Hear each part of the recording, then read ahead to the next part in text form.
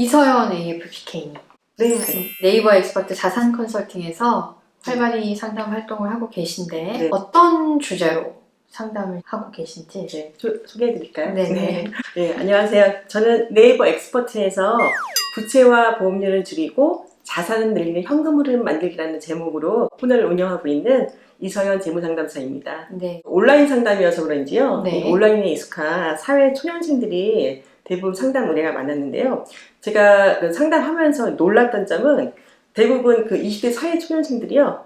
본인 연봉의 한 2, 3년치에 해당하는 그런 부채를 네. 은행보다는 고금리의 캐피탈이나 저축은행 이런 데를 통해서 받았다는 이제 그런 사실인데요. 너무 쉽게 대출을 잘 받고 쓰고 계시더라고요. 네. 사회초년생들이 본인의 그 소득 이내에서 지출하고 저축하고 해야 되잖아요.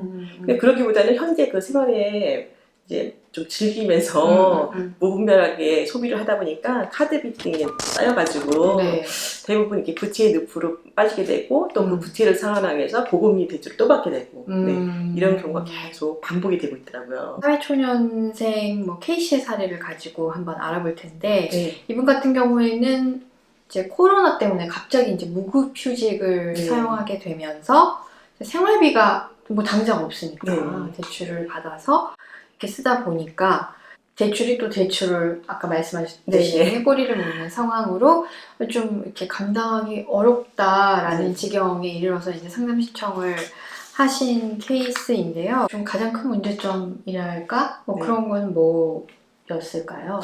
이분의 경우에는 이제 사회초년생들이 부모님하고 같이 사는 경우도 있었지만 자취 따로 나와서 혼자 사시는 경우도 있다고요. 독립해서. 네, 독립하신 분들이 대부분 또 부채를 많이 지고 계시더라고요. 그래요. 네. 근데 이제 이분은 제가 그 자산하고 부채 또 소득, 지출 이런 걸 점검해 봤을 때 그 소득 이내에서 원리금 일부 상환하고 그다음에 그 월 생활비 이런 것들은 이제 감당이 됐거든요. 네네. 근데 그 카드 결제 금액 이게 감당이 안 되더라고요. 네, 그래서 카드 결제 금액이 감당이 안 되니까 이제 그 결제 금액을 충당시키기 위해서 계속 부채를 발생시키고 있었습니다. 이분 같은 경우에는. 근데 이제 또 이분 그 부채 금액이 이제 약 수천만 원, 한 5천만 원 정도 되는데 한 연봉을 따져보면 2, 3년 월급은 꼭 이 부채 상환에 올인해야 되는 이제 사실 그런 금액이거든요. 그리고 또 마이너스 대출이나 신용대출 같은 경우는 만기가 당장 다음 달이더라고요. 네네네. 그래서 사실 만기 연장도 시급해 보였고 그래서 이런 부분을 어떻게 해결해야 될지가 참 고민이 많은 분이었습니다. 여기서 탈출을 하려면 이 고리를 딱 끊고 탈출할 수 있는 방법이 있을까요? 네, 그러니까 사실 그걸 해결하기 위해서 저한테 상담을 하시는데요. 네네네. 제가 할 수 있는 게 있고 할 수 없는 게 있더라고요. 네, 그래도 이제 최선을 다해서 좀 상담을 해드렸는데요. 네. 이제 이분의 같은 경우는 이제 먼저 금융 측면에서 이제 무엇을 어떻게 조정했는지 어떻게 조정하면 좋을지 말씀을 좀 드렸는데요. 네네. 첫 번째는 이분은 이제 청약저축을 납입을 중단하시라고 말씀하셨어요. 왜냐하면 이미 2년이 넘었고요. 네네. 청약저축 2년이 넘었고 이제 상당한 이제 뭐 약 300만 원 정도의 그런 이제 돈이 모여 있어서 청약저축 납입 중지하셔라. 그리고 현재 그 이분의 그 현금 흐름을 막는 가장 그 주된 원인은 카드 결제 금액이었거든요. 매월 부담을. 그래서 카드 결제 금액을 해결하기 위해서 청약저축을 담보로 대출을 받으셔라. 청약저축 가진 거 대출을 받고 나머지 금액은 정말 부모님도 힘드시지만 부모님에게 좀 말씀을 드려서 소액이니까 몇백만 원 되니까 부모님에게 좀 빌려서 카드 결제 대금을 완전히 다 상환을 하셔라. 일단 먼저 그거부터 정리. 네, 현금으로 막는 카드부터 해결을 하셔라. 이렇게 이야기를 좀 드렸어요. 네네. 그리고 이제 그 다음 달에 바로 돌아오는 신용대출하고 그 마이너스 대출 있죠? 그게 이제 한도가 다 꽉 차 있고 하기 때문에 사실 은행도 연장해줄 때 평가를 하는 게 이분이 꽉 차 있으면 상황이 안 좋다라고 평가할 거 아닙니까? 네네. 그래서 빨리 가서 은행 가서 만기 연장 상담을 하고 싶고 연장을 시켜라 이렇게 얘기했고요.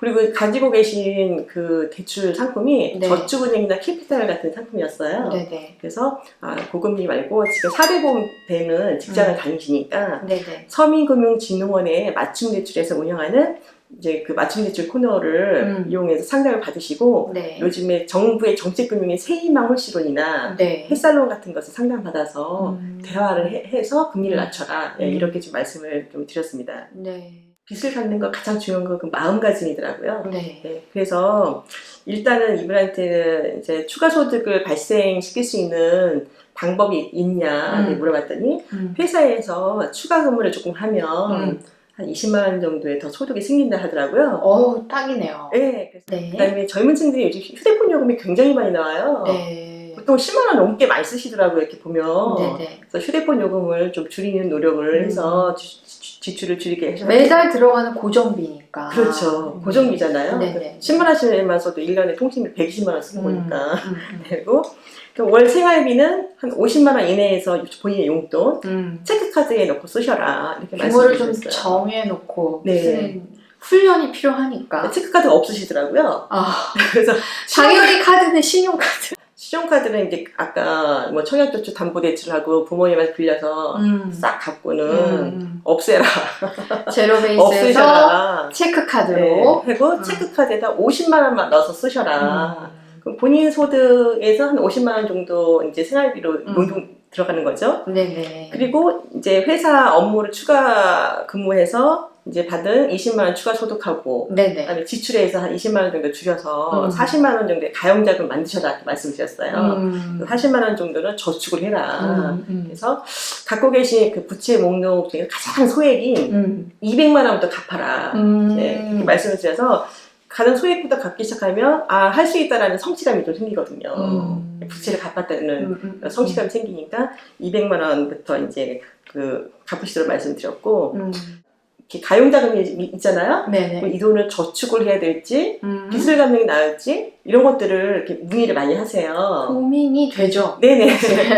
이 사회 초년생들은 네. 한 500만 원 정도의 네네. 비상자금이 생길 때까지는 저축과 부채 상환을 동시에 하셔라. 이렇게 말씀 좀 드리고 있거든요. 네네. 그래서 500만 원이 생기고 나면 그 다음부터는 부채 상환에 올인하셔라. 네, 그래서 이렇게 이야기를 해드리고 있고요. 왜냐면 또 어떤 일이 발생할지 모르니까. 그렇죠. 그래서 갑자기 돈이 필요할 때 빚만 갚다 보면 돈이 필요할 때 또 다른 대출을 또 받게 돼요. 그렇죠. 네, 그래서 사회 초년생들이 뭐 그렇게 크게 갑자기 돈 들어갈 일이 뭐 아직 부양가족이 없기 때문에 네네. 그 리스크가 크진 않잖아요. 네. 그래서 한 저는 500만 원 정도 우선 이렇게 뭐 비상 예비 자금으로 모을 때까지는 저축과 부채 상환을 동시에 하셔라. 이렇게 좀 안내를 드리고 있습니다. 카드가 해결되고 또 마이너스 대출, 신용대출 만기 연장이 되시잖아요. 네네. 그럼 그 현재 그 소득의 범위 내에서 부채 상환을 할 수 있도록 햇살론 같은